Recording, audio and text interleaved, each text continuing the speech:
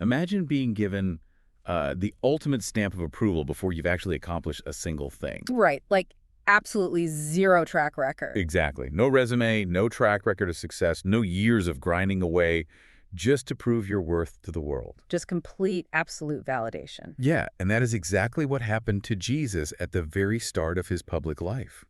I mean, before he preached a single sermon, before he performed a single public miracle, he stepped out of the waters of the Jordan River, and the heavens literally tore open. It really is one of the most stunning moments in the entire New Testament, honestly. It is. And a voice declared, "This is my beloved Son, in whom I am well pleased." Which completely defies how human beings usually operate, doesn't it? I mean, we tend to think we have to earn our approval through our works. But Jesus received the Father's ultimate approval based entirely on relationship. And that dynamic is exactly what we are focusing on today. So welcome to this special church family deep dive. Whether you're a longtime part of the King's Christian Center family right here in Old Town Swindon, or maybe you're a welcome guest listening in today, we are so glad you're here. Absolutely. Welcome, everyone. We are diving deep into Sunday's message from the 21st of June, 2026. It was Father's Day, and Pastor Malcolm's message explored that profound declaration from Matthew chapter 3. Our mission today is to figure out how this ancient divine validation actually serves as a practical blueprint for our everyday lives, for our faith and our deeply messy earthly relationships. Because it really is a blueprint for everything. It is. Okay, let's unpack this. How do we even begin to translate the perfect eternal bond between God the Father and Jesus into something a normal person can use on a Tuesday morning when everything is just going wrong? Well, we start by looking at the specific characteristics of that divine relationship. Sunday's message broke it down into 3 distinct words, which were inseparable, intimate, and interdependent. Right.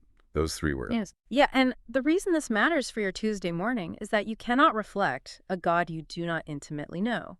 Like if you look at Proverbs 8, the imagery shows Jesus as a master craftsman beside the Father before the foundations of the earth were even marked out. Oh, wow. So right from the very beginning. Exactly. They are completely inseparable. And then you fast forward to the New Testament in John 17, and you see the intimacy.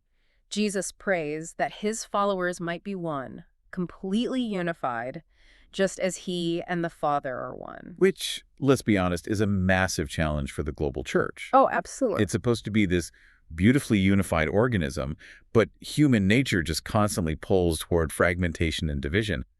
But of those 3 words, inseparable, intimate, interdependent, the one I really tripped over, the one that actually feels incredibly difficult to swallow, is interdependent. Oh, I know exactly where you're going with this. Right.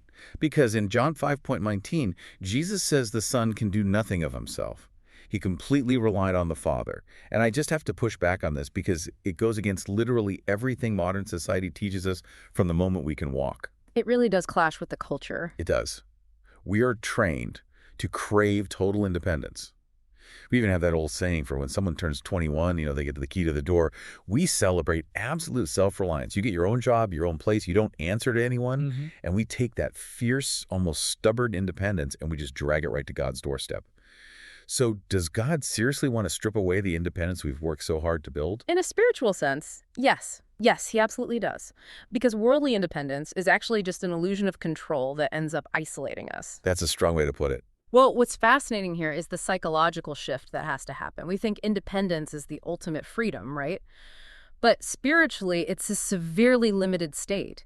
If you rely only on your own strength, your own intellect, and your own resources, you basically cap your potential at your own human limits. Oh, that makes a lot of sense. You're stuck with just what you can carry. Exactly. So God works by his Spirit to shift us from that isolated independence into a state of interdependence on him, where his infinite capacity actually covers our very real human weaknesses. You see this perfectly with the Apostle Paul. Right, the thorn in the flesh situation. Yeah.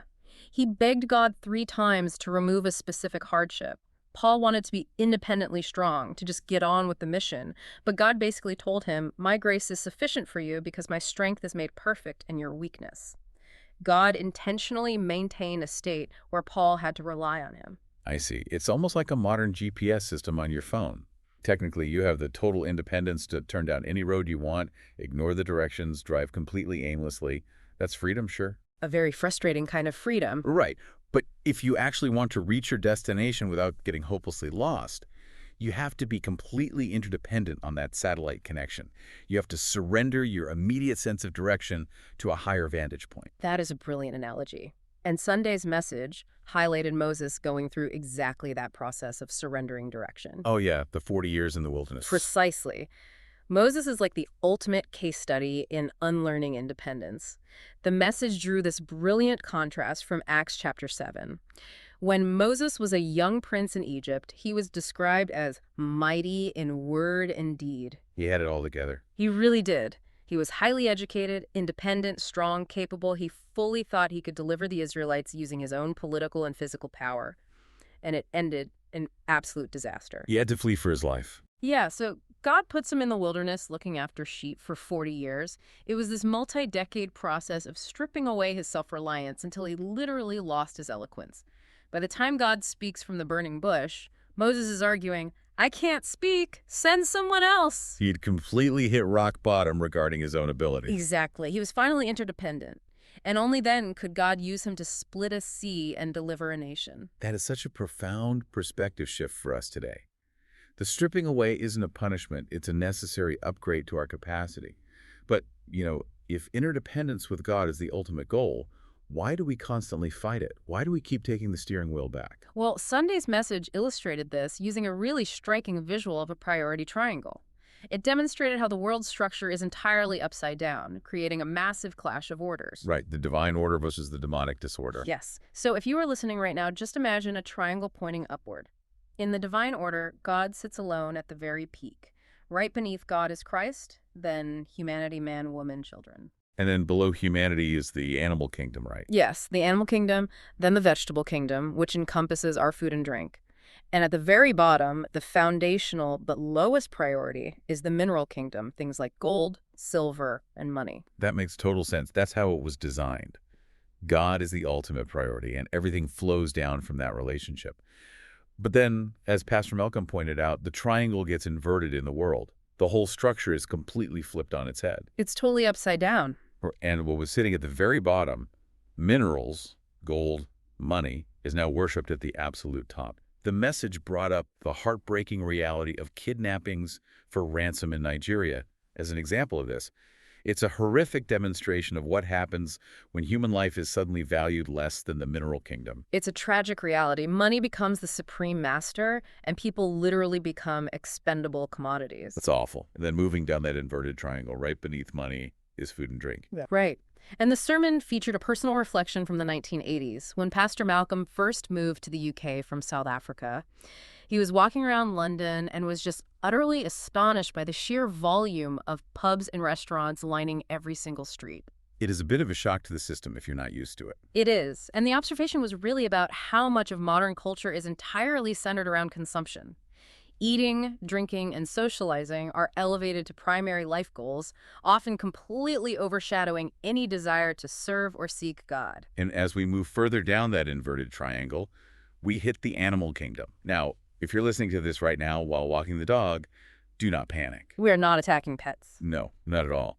But the point was a sharp observation about how often people will prioritize the creation over the creator.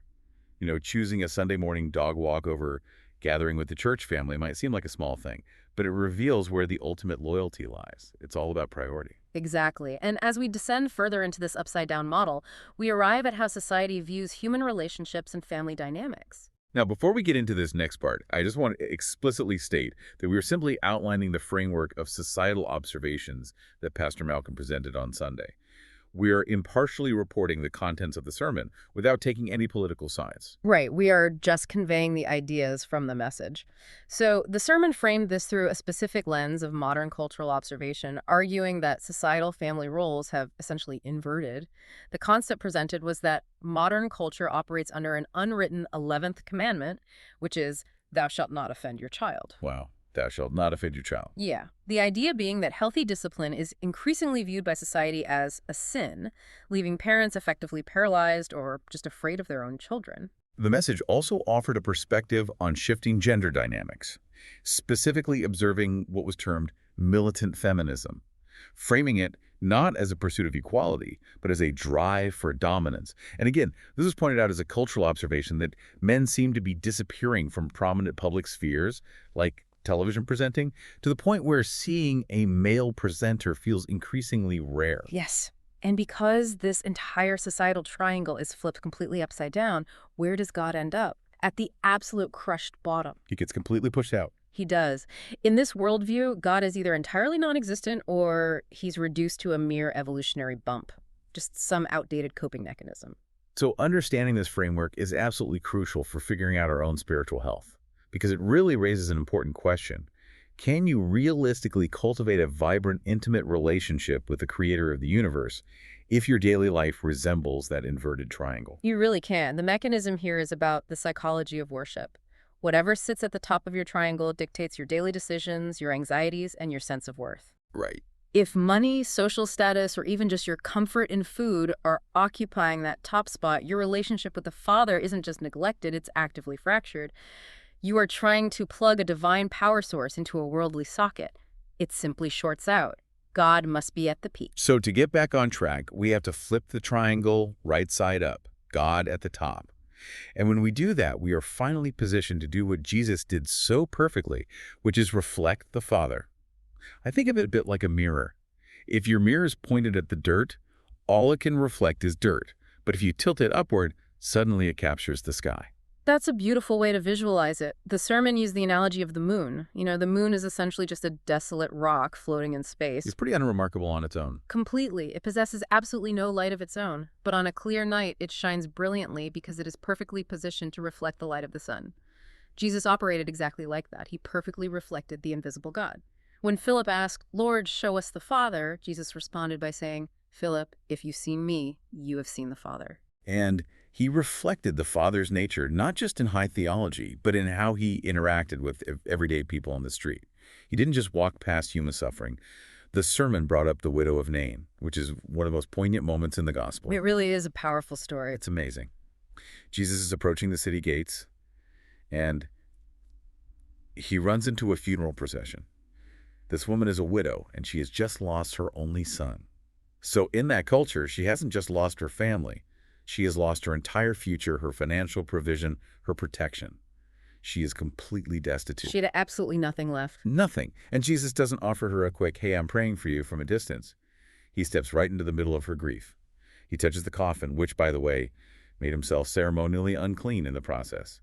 He raises her son and lifts her heavy burden. He acted out 1 Peter 5.7 long before it was ever written. Casting your cares on him because he cares for you. He embodied deep intervening compassion. And that reflection of the Father extended to his words and his works too. The words of Jesus weren't just nice moral teachings, they were life-giving. They were surgically sharp, able to pierce straight through the surface and deal with the human psyche and spirit. Which actually brings up an incredibly funny but painfully true point from the sermon about human nature. We are so obsessed with outside-in solutions. We try to cure a broken engine with a fresh coat of paint. All the time. We buy new clothes. We get expensive gym memberships. Pastor Malcolm even joked about the temptation to get hair transplants, anything to fix the external, hoping it will somehow magically make us feel better internally. But Jesus operates completely in reverse. His word transforms from the inside out. Yes, the internal transformation dictates the external reality. Jesus stood up in the synagogue and read from Isaiah, declaring that he came to set the captives free, to heal the brokenhearted, and to open blind eyes. And he meant spiritual blindness just as much as physical. That's a huge distinction. It is. When the Holy Spirit opens your spiritual eyes, you suddenly realize you aren't just an accident. There is a massive eternal purpose for your life. And furthermore, his works actively deliver us from the weight of our history. There is a specific phrase used in the message that everyone listening needs to write down on a sticky note and put on their bathroom mirror. Oh, I know the one. Our past should only be a place of reference, not a place of residence. Place of reference, not a place of residence. I just love that. We can look in the rearview mirror to see what God saved us from, to remember his faithfulness. But we cannot pitch a tent and live in our old mistakes or old traumas. And the tool he uses to help us move forward is his divine wisdom. Right, and it's a wisdom that far surpasses any human intellect. The sermon drew a brilliant comparison between King Solomon and Jesus. Solomon is universally recognized as the wisest king in history. First Kings notes that he spoke 3,000 proverbs, 595 of which are actually recorded in Scripture. Kings and queens literally traveled across the world just to hear him speak. They did. But Solomon's wisdom was merely a shadow. Jesus' wisdom was the actual substance.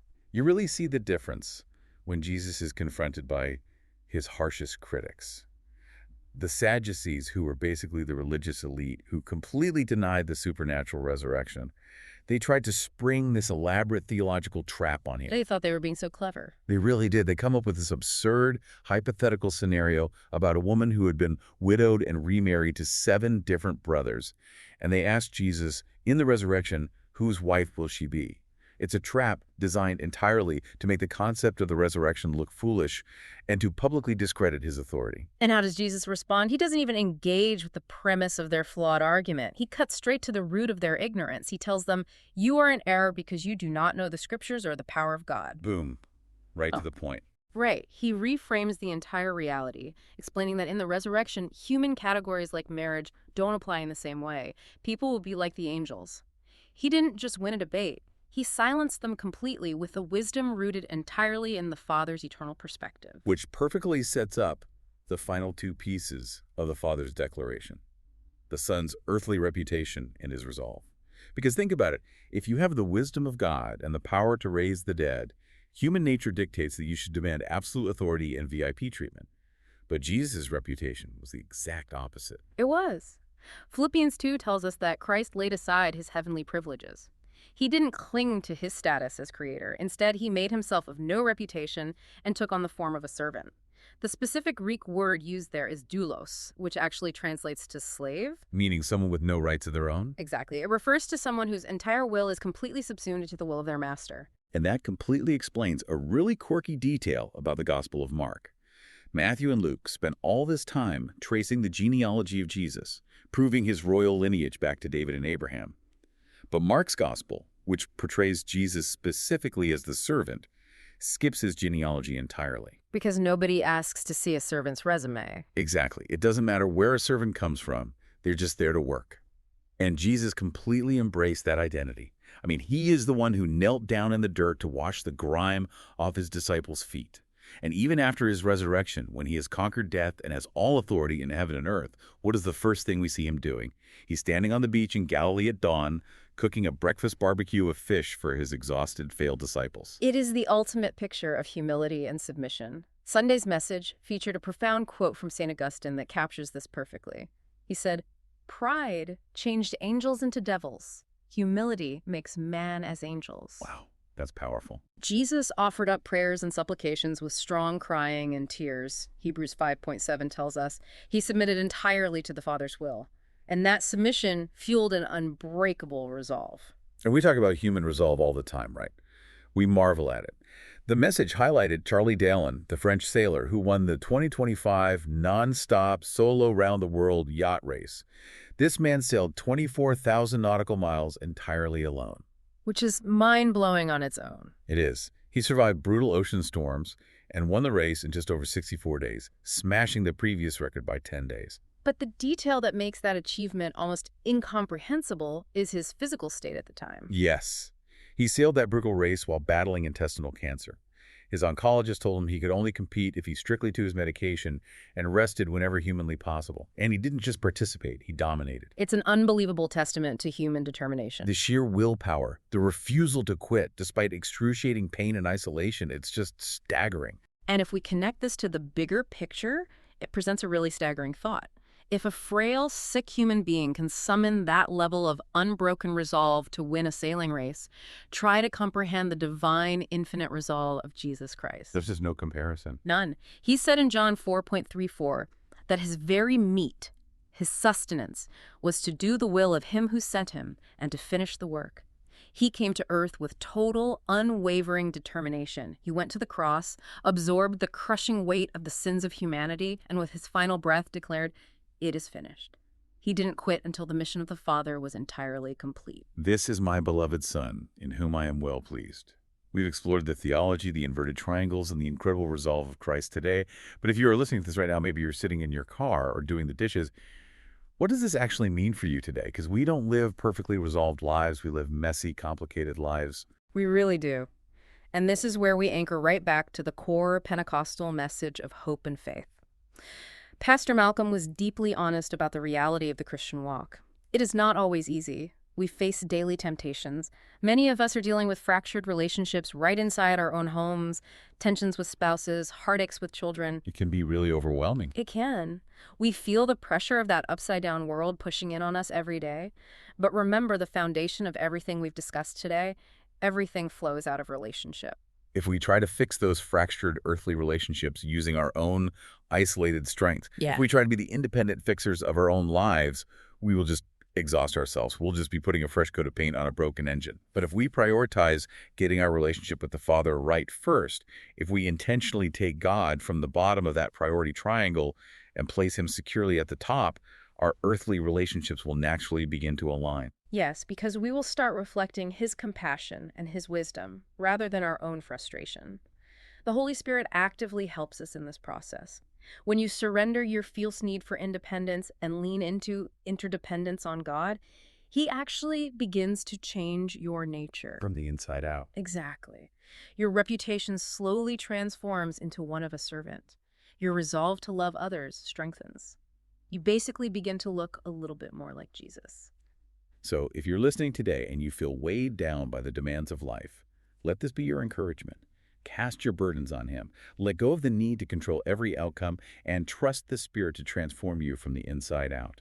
We want to thank you so much for joining us on this church family deep dive. We really hope it has challenged you, shifted your perspective, and deeply encouraged your faith. But please, don't just take our summary for it. We highly encourage you to experience the full message. Absolutely. You can watch Sunday's full Father's Day sermon along with all of our previous messages on our YouTube channel. Just search for @KCC AOG Old Town Swindon, UK. As we send you out into your week, we want to leave you with one final, brilliantly memorable thought from Sunday's message to chew on. We've talked a lot today about reflecting Christ's humility and adopting a servant's heart. The reality is, when you actually start living this way, when you start serving others selflessly, people are going to notice. They will inevitably start praising you for your service, your wisdom, or your spiritual maturity. And when those compliments come your way, remember this final piece of advice from Pastor Malcolm. Praise is exactly like perfume. It's perfectly fine to sniff it, but whatever you do, do not swallow it. It is incredibly toxic, and it will go straight to your head. Sniff the perfume, don't swallow it. Have an incredibly blessed, Jesus-filled week, church family. We'll catch you on the next Deep Dive.